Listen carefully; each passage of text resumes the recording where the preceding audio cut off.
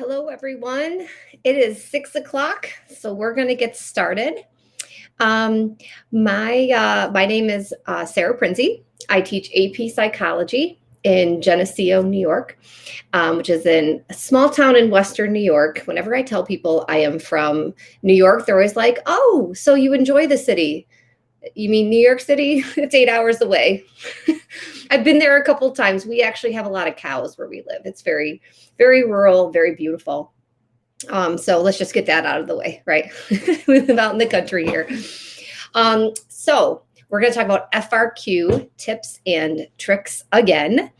I have different FRQ questions for us to practice with this time. But I do have the same advice because I just want to make sure in case anyone missed the first round that they get that advice.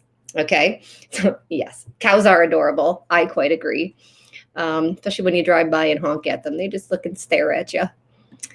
All righty. So let me pull up my slide. And here we go. All right. So it is April 29th, 6 p.m. Remember, folks, you got this. All right. This exam will be over soon. A couple different administrations, but it's coming up soon. So heads up, this stream is being recorded. It might appear on the Fiveable website, YouTube, other public channels. So if you ask a question, your Zoom name will appear on the screen. So just change your Zoom name if you want to avoid that. Here's some of the Fiveable handles on social media. And we have a quick video about a competition. Uh-oh, hang on. I think I muted it. It won't let me unmute. So sorry. Or pause. I don't know what to do. $100 to pay for your AP exam. What up, AP students? It's Amanda here from Fiveable. We are literally giving away $100 to pay for your AP exams to like 50 different students. How do you win? Easy. You just got to post about the AP experience on social media, on TikTok, Instagram, or Twitter. Use the hashtags #YesWeCram and with Fiveable and tag at Think Fiveable. So one person will win every single day, and this is how you can win. It is going to be a group of students who actually judge the winner. They will pick the winners, and this is how they're going to choose. It has to capture the AP experience. Do they look at that post and think like, that's 100% what this feels like? Is it creative? You know, is it funny? Does it have a really awesome song in it or really good use of some sort of meme? Anything? Do we see creativity and engagement? How many likes do you have? That literally is going to help you win. The more likes, the more likely you are to win.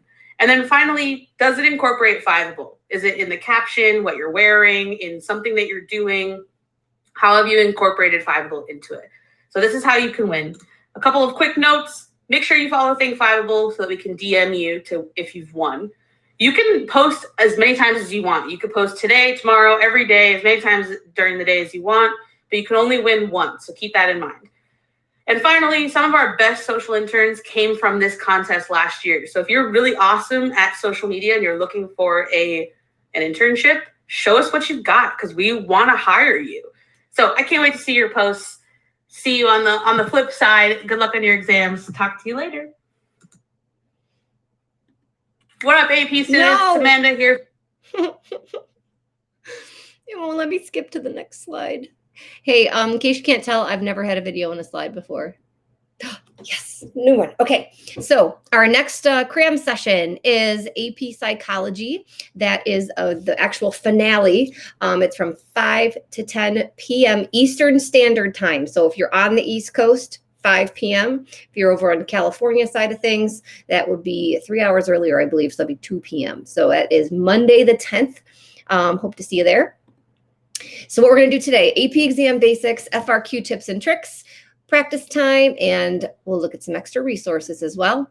So some exam facts, just to make sure we're all on the same page of what this thing's going to look like.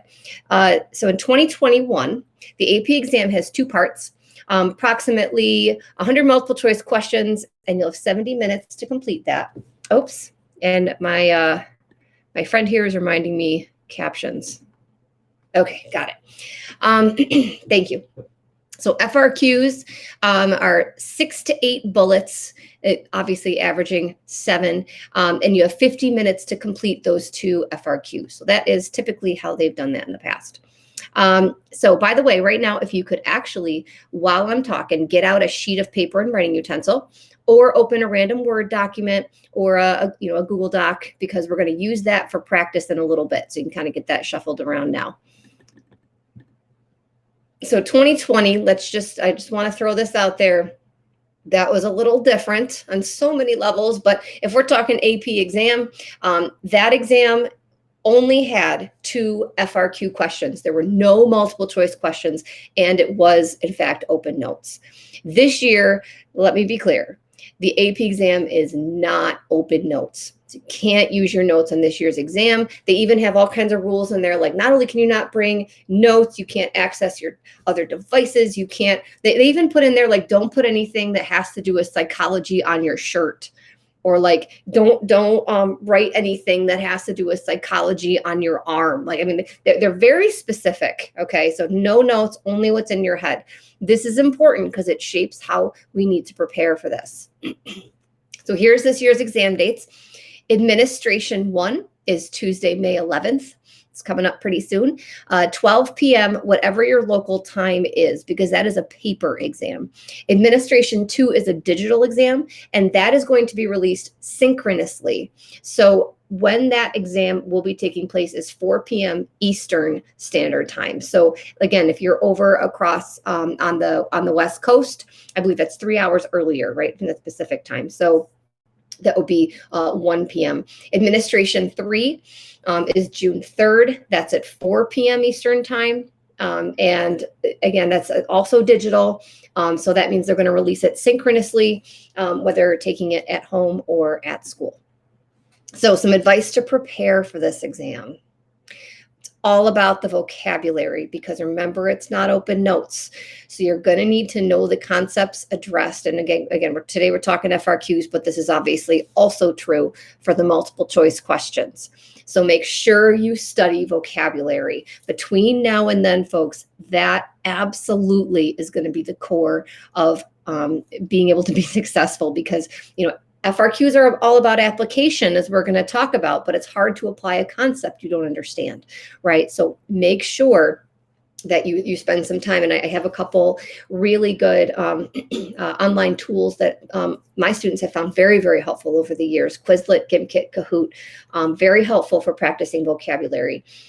You can also make traditional flashcards, like a little 3x5 card you actually write on. As I put on here a few years ago, one of my students kept making flashcards throughout the year and filled a shoebox.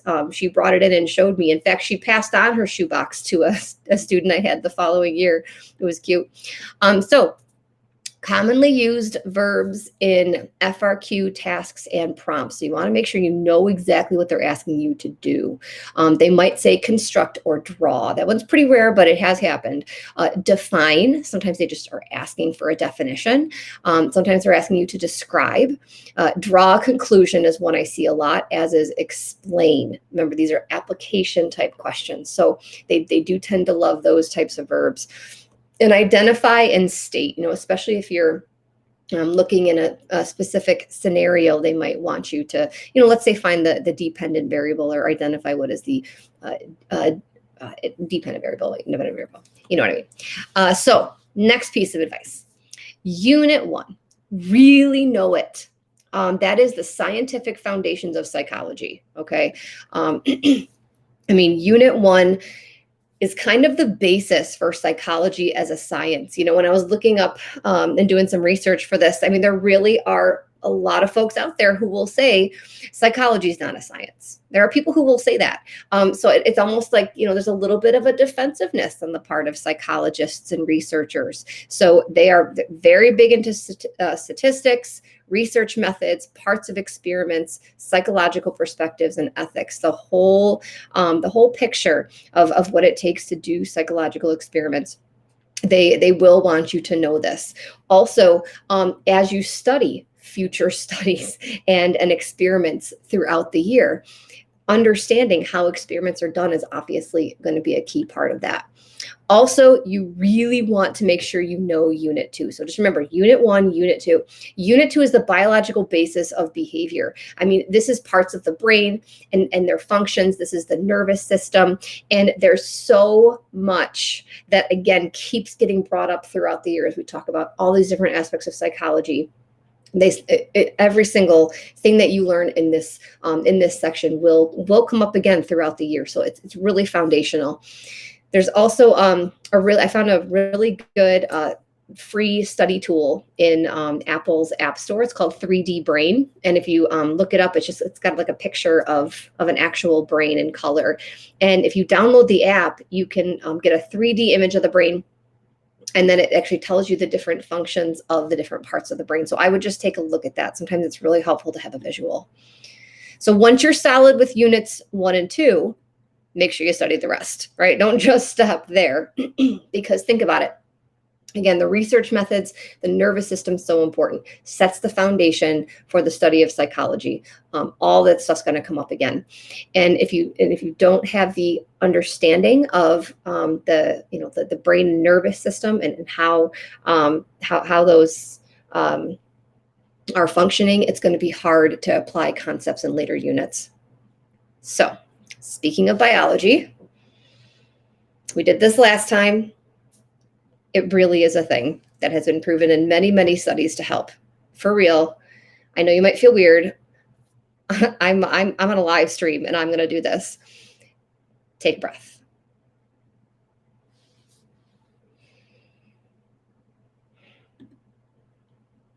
Now take a deep breath. For real.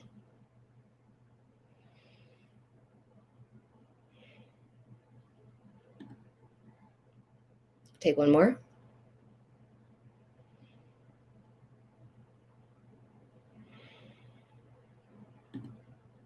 Last time, and this time close your eyes.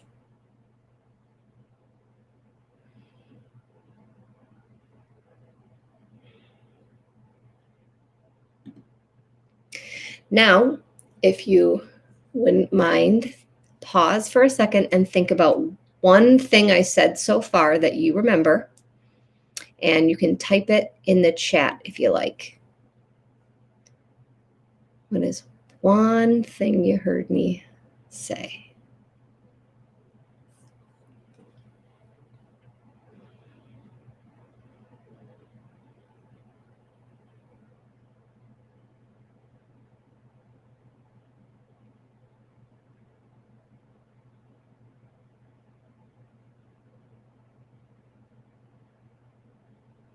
Good. Yep. Units 1 and 2. Excellent. Vocabulary. Definitely. Brain anatomy for sure. Good. The app of the brain. Quizlet. Yes. Good. All right. So why are we doing this? Why are we pausing like that? Well, there are biological reasons for doing this. The brain literally needs a few minutes. I just told you a lot of information. And here's another chance to review a part of the brain. Your hippocampus needs a minute to process it into your long-term memory. If you try to take in too much information all at once, your hippocampus won't have the time and space it needs. It won't work as efficiently. That's why they tell you to take breaks. Also, if you were starting to feel a little stressed thinking about this exam, you know, I just found this PET CT scan. This is really fascinating to me. And it really does show this brain and body connection. When you get anxious and stressful, your parasympathetic nervous system takes over. And what can happen is these stress hormones and these fight or flight neurotransmitters, they can fire up your parasympathetic nervous system, which then, and by the way, that is your amygdala, right? Your fear center, the kind of like the intense emotional center. And what starts to happen is you start to go into this survival mode, right? And what shuts down, and you can actually see it here in this PowerPoint. I don't know if you can see my cursor, but a high activity, if someone is stressed, right? If someone's feeling a lot of fear, notice the parts of the brain that start to fire up, right? The occipital lobe, right? Because if someone's in danger, okay, so they, you got to be able to see, right? So that's great, but look at this part of the brain. If you have settled down, if you allowed your parasympathetic nervous system to take over, so you're not fight or flight anymore, and your sympathetic nervous system's chilling out, now your frontal lobe can take over. And your frontal lobe is where your critical thinking happens. Okay. By the way, as a side note, it also has to do with empathy. A lot of your ability to experience empathy is also in that frontal lobe. That's why people who are fearful have a harder time experiencing empathy, right? But in terms of studying right now, and because that obviously is our focus, you want to take a deep breath, allow the parasympathetic nervous system to take over, allow your heart rate to calm down.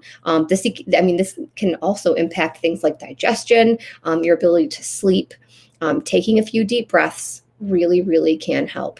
Another piece of advice in the days leading up to your exams: take care of yourself. Eat food with protein and fiber. Make sure you drink water. Get enough sleep. That might mean that if you have a phone, consider turning it off and charging it overnight in a different room if you have to. Whatever you got to do, because I'm guilty of this too. I have a set time that I always turn off my phone, and then I put it face down so I don't see the light turn on, right? And it really does help, because then you can just kind of shut that off, close your eyes, take some deep breaths, and let your body settle. Also, tell a trusted friend or family member about it. Whatever it is, whatever you got going on that's nagging you in the back of your mind. I mean, it might be this exam, it might be something else, but whatever it is, find someone you trust, someone who gives you that unconditional positive regard, right? Someone who gives you that unconditional acceptance. Make sure that you find someone to talk to, because if you got something nagging at your consciousness when you're trying to focus, it's really, really difficult to pay attention to what you're trying to study. So sometimes you just got to let it out. Take breaks, do something fun, exercise in a way that's relaxing and healthy for you. For some people, that's the really intense exercises. For some people, it's weightlifting. For some people, it's just going for a walk. Whatever that is, whatever is healthy and whatever is relaxing and whatever can get some endorphins pumping, get your blood going a little bit. It'll help your brain functioning. And when you feel the pressure start to build, pause and take a breath. Even if you're actually at your exam and you're starting to feel the pressure, and really what does start to happen is, in that fight or flight mode, remember that the frontal lobe will shut down, and take a deep breath, pause, slow down. You can actually affect the biology of your brain just by breathing and by giving your hippocampus a minute. It really does help with memory retention as well as recall. And remember, you got this. It's just a test. Now I've given you some life advice because I can't help myself. So let's talk FRQs. So each bullet in the prompt is worth 1 point. If you get, let's say there's 7 bullets in the FRQ question, they will score them, and it'll be very, very simple. Let's say you get 5 out of the 7 correct. That means you scored a 5 out of 7. The 2 FRQs together are worth 1/3. That means 33.3% of your exam score. The first FRQ is Concept Application, and anything is fair game. Anything in the whole course is fair game. They love to pull a scenario out and have you apply concepts from all different units. The second FRQ is Research Design. Again, remember Unit 1, right? That's obviously going to be foundational, though they do like to also, of course, put in concepts from other units as well. But again, if it's Research Design, Unit 1 is when we mostly covered a lot of those concepts. There are, again, usually 6 to 8 bullets per FRQ.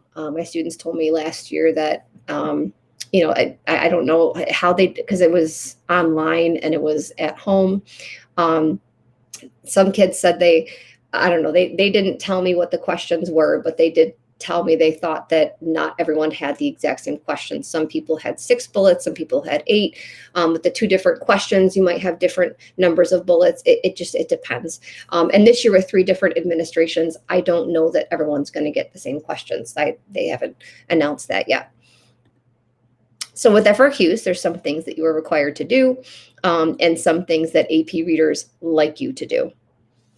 So remember, these are humans grading your essays. You want to do what you can to put them in a good mood.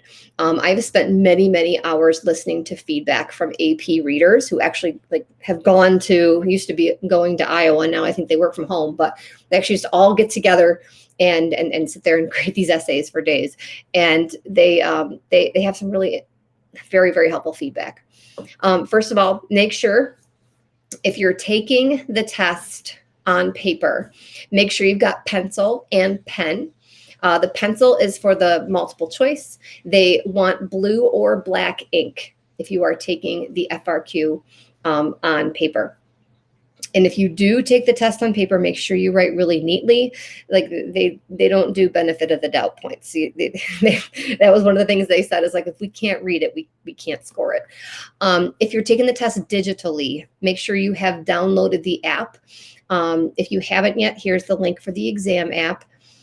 Do make sure your device is fully charged. If at all possible, especially if you're taking the exam at home, I would just have the thing charged in or plugged in so it's charging as you're working. Note on question security. The College Board does not want practice questions reproduced or posted online in any other way. It just don't talk to people about them. Don't text about them. Don't really. I mean, from what I understand, the proctoring instructions even say don't discuss them with anyone, not even your teacher. Which I think is interesting because the teacher is going to usually see. I think they release the questions to the teachers later, but they still don't want you to talk to your teachers about the questions. Again, online, on paper, in person, nothing. Just don't talk about them. And so for today's practice, I wrote a sample question, different one from last time. So here's a sample question.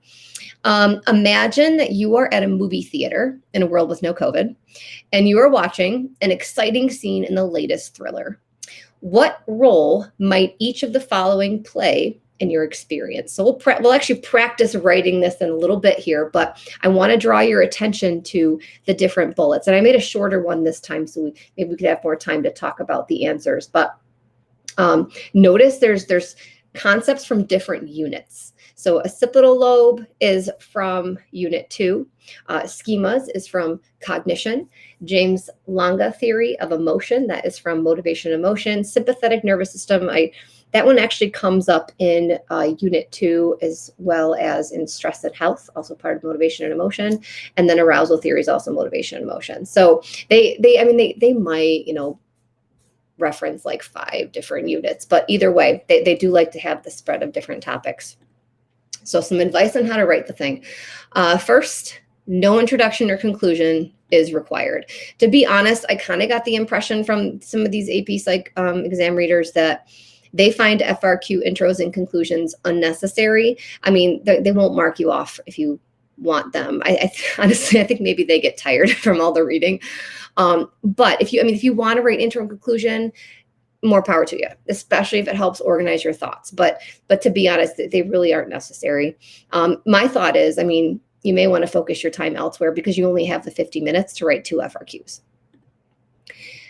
Using separate paragraphs is not required, but I highly, highly recommend it. Remember when I said that you want to put AP readers in a good mood, a well-organized FRQ response will put them in a good mood. If they have to sit there and try to, parcel out, okay, where did you answer this bullet?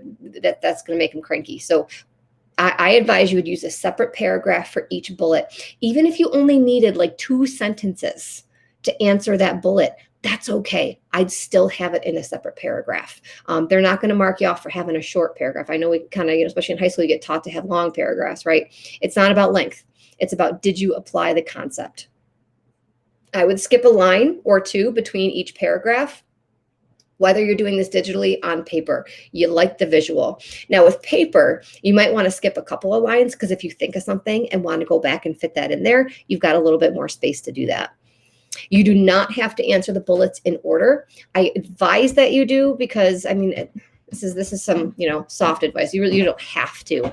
But, again, the readers are reading hundreds of essays. They like when things are very simple and clear. Makes them very, very happy. So make sure you're clear about what psychological concepts and terms each bullet point's asking about. So I would start by actually defining or describing the concepts themselves and then applying them. I would actually start the paragraph with that, like show them you know what you're talking about. And remember to write your complete thoughts on the paper and or screen. Sometimes I got to tell my students, I don't know what you're going for. I only know what you put on the paper. I can't score what's in your head, right? So if you haven't physically written it, assume it's not going to count. And the most important thing is to apply the concepts to the task. This is where you typically score your points. Think of it as the core of your FRQ. And remember to correctly connect or apply the concept to the task. A downfall I see many students fall into is they'll have a phenomenal definition and think they're done, or forget, to actually apply it to the scenario, right? That is the key. I mean, I've seen students, write FRQs where they didn't even define it, but they applied it so well, still got the point, right? So again, it's all about the application. That is what they're looking for. Interestingly, you might not miss a point if you slightly contradict yourself. This is something they put into the grading rubric I thought was really interesting. As long as your application is thorough and correct. Like, for example, if you put something in your definition that wasn't 100% correct, but you applied it correctly, there's a chance you can still get the point. Okay, because again, remember, it's about the application. That is totally the focus and what they're looking to see you can do. Another helpful thing is to use synonyms. Remember that AP readers are assessing whether or not you know the concepts. So if you use a synonym, that's really helpful because doing more than echoing the task shows you know the concept. Make sure you use your own words and ideas. I can't stress this enough. I mean, if you've got a photographic memory, you've memorized definitions word for word, that is really, really great. I'm really, really happy for you and super impressed because I'm not very good at that, but you must reword. You must reword. AP readers and the College Board, particularly in this day and age, have access to all manner of anti-plagiarism materials. That goes for what's in many AP Psych textbooks. And they will be putting your work through the paces to check for word plagiarism. So make sure your responses are written in your own words. Make sure your applications to scenarios are completely your own ideas. I really cannot stress this enough. They take plagiarism very seriously. If you've looked through the College Board website, any kind of copying, they're very serious about it. So just be careful. Okay, make sure you've thought this stuff through and you use some synonyms. Put stuff in your own words. All right, practice time. So here's our task. Again, imagine you're at a movie theater in a world with no COVID. Wouldn't that be nice? And you're watching an exciting scene in the latest thriller. What role might each of the following play in your experience? So here's what I'm going to have you do. In a minute here, I'll start the timer. I'll give you 10 minutes. Now, even if you don't know what these are, okay, this is just practice. This is not the actual exam, obviously. So I want you to practice the application because remember that is how you get the point. So if you got to look something up just for this practice, that's okay. This is what your little extra Google Doc or Microsoft Word or your scrap of paper is for. So I'll give you 10 minutes. Go ahead, plan out what you would say. Remember, definition, application. Okay? All right, I'm gonna start the timer now, and then we'll talk in 10 minutes. Sorry, that noise was supposed to be relaxing music.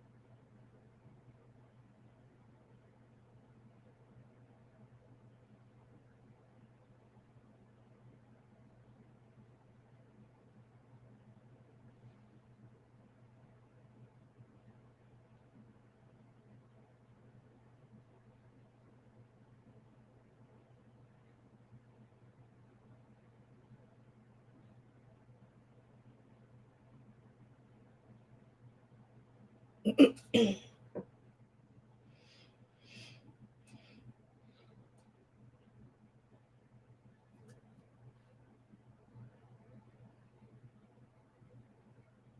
right, got a minute left in case you weren't looking at the jellyfish.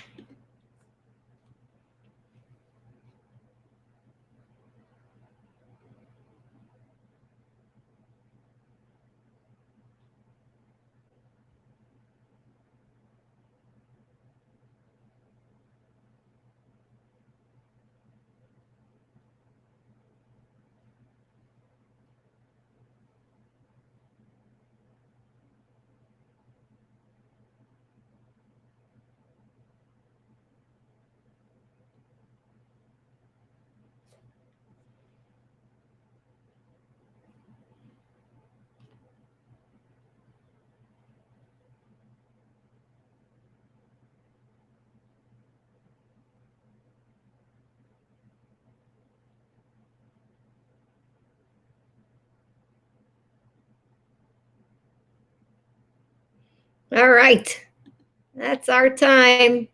And it's going again. All right, here we go. Let's see how we did. So I'm going to go through each one of these bullets. And if you notice, I've got the definition in regular font, and then I put the application in bold, okay? Now, remember, folks, that you want to reword the definition, and if you have a different application, that doesn't mean it's wrong, okay? There are multiple ways to apply these bullets to the task, okay, or these definitions to the task. So here's a sample. So it says the occipital lobe is located in the rear of the brain and processes the visual information we receive from the eyes via the optic nerve. While watching a movie, the occipital lobe would be processing the images received from the eyes and making sense of that information so that the brain can visually, process the events occurring during the movie. Okay, so again, it depends on how fancy you want to get with this. I mean, you could talk about how the images come from the back of the retina upside down and backwards, right? I mean, you could talk about the different parts of the visual cortex if you really want to. But really, guys, this is just 2 sentences. That's okay.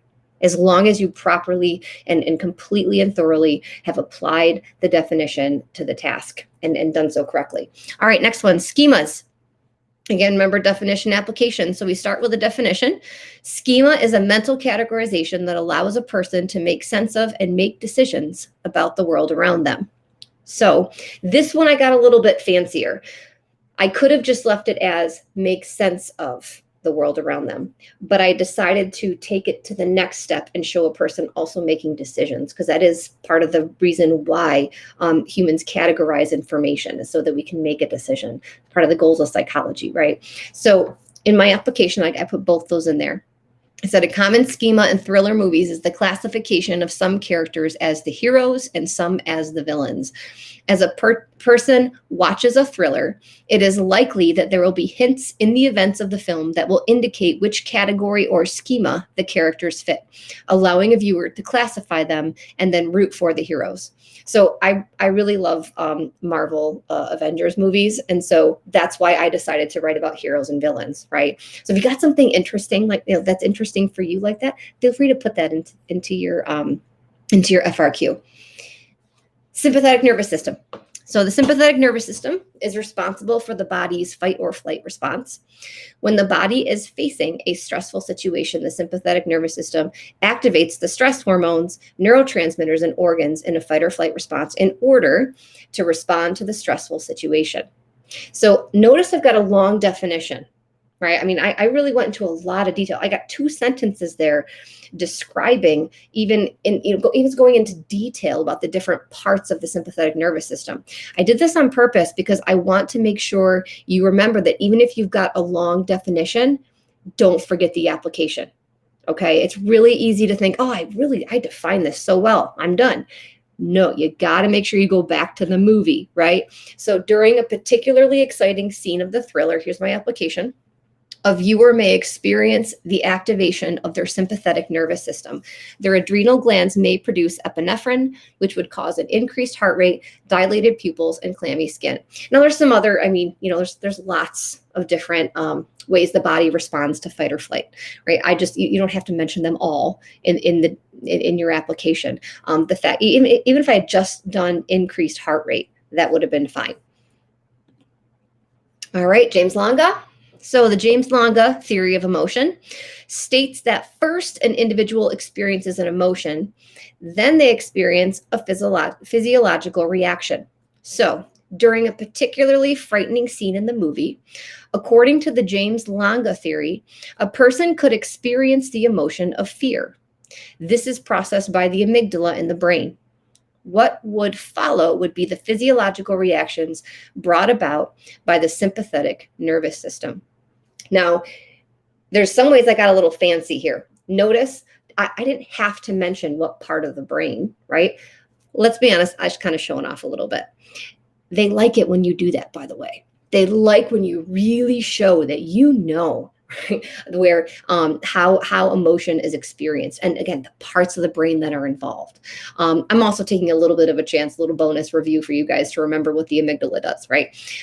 But you also, if you wanted to go even further with this, you could, again, continue to talk about what physiological reactions would be brought about by the sympathetic nervous system. So there's room to add more, right? But notice the extras, right? And again, they actually are impressed. Remember, these are humans, right? So if you have these details and you've got the time, add them. Arousal theory. Arousal theory states that individuals are driven to act in order to maintain an optimum level of arousal.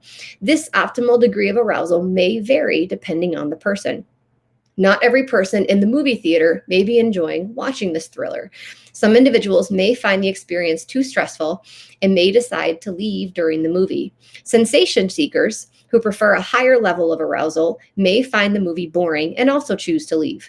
Others may find that the movie provides the exact level of arousal they prefer, and they may decide to watch the entirety of the movie and even applaud at the end. So, again, I wanted to show you a little bit of a show-offy one. I have 3 different ways someone could respond. 3 different optimal levels of arousal. 3 different kind of, like, I don't want to use the word personality because I don't want to confuse you with psych of personality, because we are talking about motivation and emotion here, right? And so the basis of arousal theory is that the need for this optimum level of arousal will drive people to seek out that kind of excitement, right? But again, remember that for some people it's too much. So I probably didn't need to have all 3 of these people, these different types of people in there. But again, if you think of it, put it in there. All right. Now we're going to look at a research design question. Again, I made this one a little bit shorter particularly because I really wanted to make sure we review these 4 different types of studies, because AP Psych, these come up throughout the year. You've probably noticed a lot of the studies you talk about this year are naturalistic observations. And then there's a lot of case studies, a lot of lab experiments, some surveys. It depends, obviously, on the topic. So the question says, a researcher is designing an experiment to determine if red dye in candy causes hyperactivity in children. Oh, goodness gracious. I'm so sorry about that typo. They are struggling to decide which of the following research methods to use and you know what I did is I tried to make this like gender neutral, and I forgot to change all the pronouns. My mistake. So describe the method and explain either a drawback or an advantage of each method. All right. And I'm going to start the timer. While the timer's going, I'm going to fix that sentence because that is bothering me. So go ahead, take your 8 minutes, plan out what you would say. Definition, application.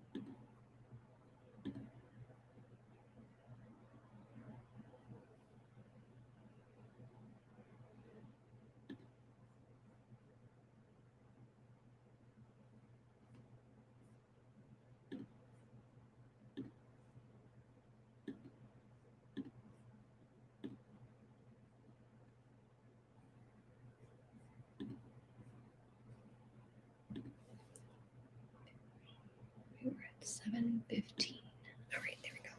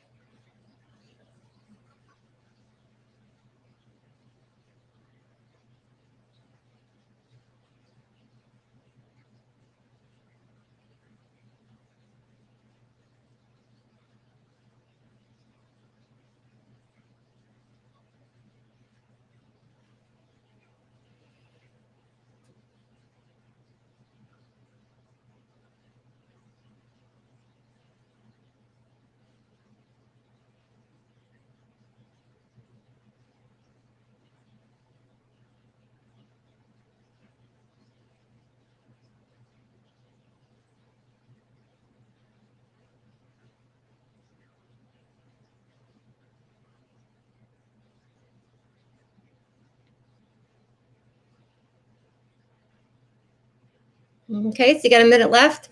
I don't know if you can hear that, but there's like, I'm in my basement and there's like water pipes that are like draining somewhere. So sorry if you can hear that. That's not the beach sound, that's pipes in my house.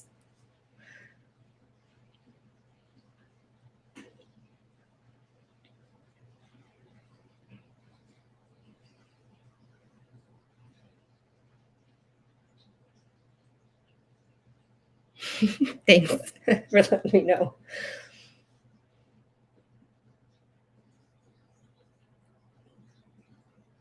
Good. It's just dripping water is like sometimes like an awkward sound in like, like a Vimeo or Zoom meeting, right? So I just wanted to make sure you knew it was just the pipes above my head.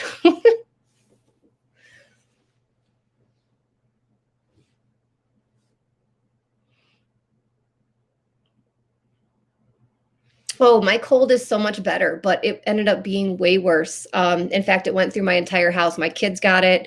My husband got it. Yeah, thanks for asking. It took a few days. My husband actually ended up with a fever. Not COVID though. Not COVID though. We had that checked. So time is up. Thank you guys. I don't know if you saw, but I put some responses to some of your questions in the chat. And yes, you are correct. I have the full screen up when I'm teaching, so I don't see the questions until we have these little practice moments. But yeah, so I tried to give you guys a little bit of feedback. I thought you guys had some great ideas. As far as I know, they would totally work.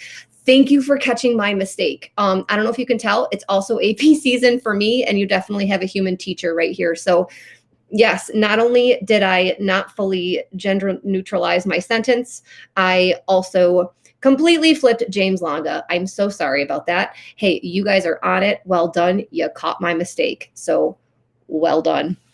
All right, see if you can find any more mistakes. Hopefully I didn't make any more, but again, we have a human here. Man, that timer really wants to go.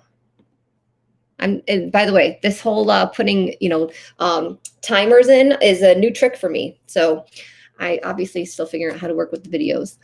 Last time it was GIFs. I'd never done GIFs in a Google Slides before. Anyway, on to the practice. So naturalistic observation. My definition's short, and I put in a lot for the application. Okay, so. See, it says a naturalistic observation is when a researcher gathers data by observing participants in their natural environment. One of the drawbacks of this study is the lack of control over the environment. For example, if the children are fed red dye and then observed at the local park, the children may be displaying hyperactive behavior because they're playing a game with energetic playmates at the park. It may be difficult to determine if the hyperactive behavior is due to the red dye or confounding variables in their surroundings. So this is just one example of a confounding variable, and that is, the lack of control is one of the downsides to naturalistic observation.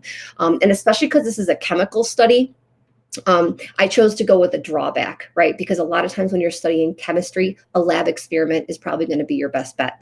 And you're going to see that I'm aiming that way. Now, again, would you get it wrong if you made an argument or if you just mentioned the strengths of naturalistic observation? Of course not, because the question asked for either. Okay, so a survey is when a researcher gathers a large collection of data from many individuals.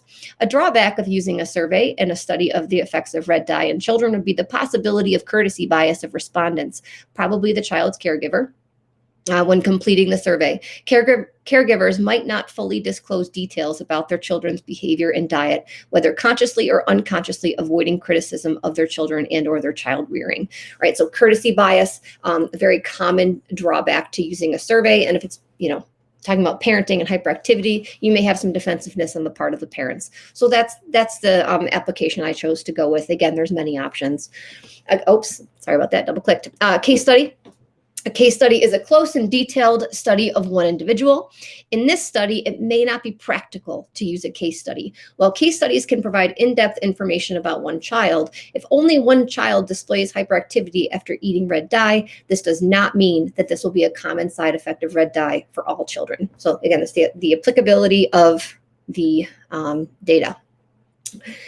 And lab experiment. So a lab experiment about the effects of red dye in children would be conducted in a laboratory setting with control and experimental groups and dependent and independent variables. Now, you might have noticed I mentioned the study in my definition. That's okay. Notice I did define it, right? I defined what a laboratory experiment would look like. It's okay to mention the study in your definition. It's not like they won't recognize that you defined it, okay? One of the advantages of using a lab experiment would be greater control over the setting of the study.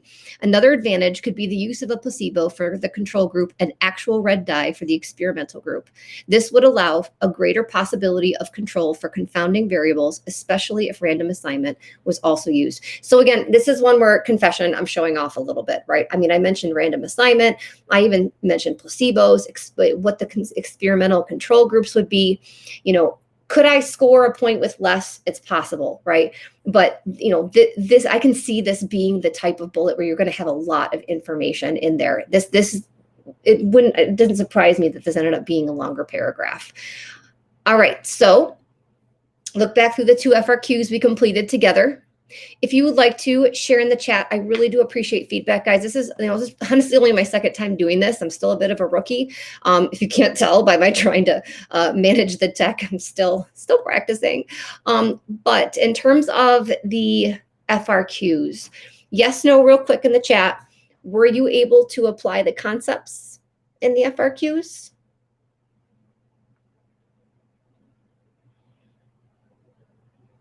And then if you wouldn't mind sharing also on a scale of 1 to 5, how helpful was this demonstration? 1 being not helpful at all, 5 being very helpful. I did see that some of you guys were commenting like, didn't we talk about this? Yeah, some of the stuff in the beginning we had already talked about last time. I just really wanted to make sure if somebody hadn't heard the first one, they got all that exam information. So some extra resources for review. These links are right here in the slides, but there's the AP YouTube channel. They are no longer live streaming, but they have them on demand. These review sessions can be very helpful. I've listened to these people speak many times, and I've found them to be very helpful, even for me as a teacher. Classroom videos called AP Daily on the College Board website are also really great. There's some extra lessons to help you. If you've got an AP Psychology textbook, sometimes chapter guides have practice questions. I also really recommend Crash Course in Psychology. I know I said this before, but Hank Green talks fast, faster than I do, but really great visuals. And then, of course, the vocabulary. Don't forget that. Remember, you got this. I do love GIFs. I like these ones. So inspiring. And then, of course, think Fiveable. Here's some of the social media handles, and conversation can keep going on Discord. So thank you so much, folks. I really do appreciate you guys being here. And let me see a couple questions in the chat. How detailed? Oh, in the application. Yeah, right. So it kind of depends on the bullet, right? Notice with the lab experiment, I might have overdone it. Right, you may not have needed to go into placebo and all the different, what the control groups would look like, right? That might not be entirely necessary, but I would err on the side of more details rather than less. Okay.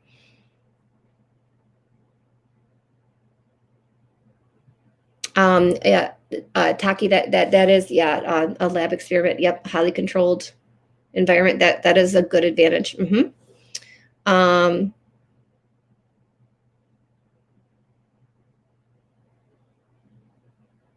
Yeah, showing that you understand the concept is good, but you do need the application. That is where you score. Good questions. Good questions.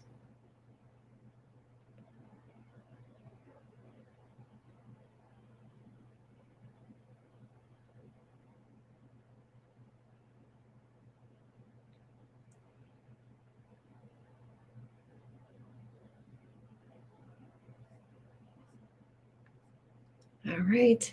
Thanks, everybody.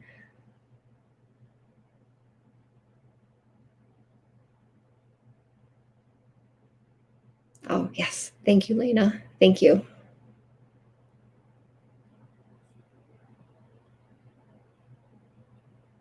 All right. Bye, guys. Thanks for coming.